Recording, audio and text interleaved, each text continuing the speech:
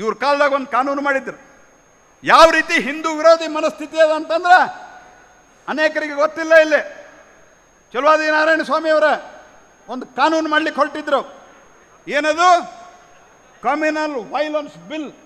ಆ communal violence bill ಅಂದರೆ ನಿಮ್ಮ ಊರಾಗ ನಿಮ್ಮ ಓಣ್ಯಾಗ ಗದ್ದಲಾದ್ರೆ ಅದಕ್ಕೆ ಬೇರೆ ಯಾರೂ ಹೊಣೆಗಲ್ಲ, ಕೇವಲ ಹಿಂದೂಗಳು ಮಾತ್ರ ಹೊಣೆ ಅನ್ನುವಂಥ ಒಂದು ಕಾನೂನು ಮಾಡಲಿಕ್ಕೆ ಹೊಂಟಂತ ನಿರ್ಲಜ್ಜ ಕಾಂಗ್ರೆಸ್ ಸರ್ಕಾರ. ಅವತ್ತು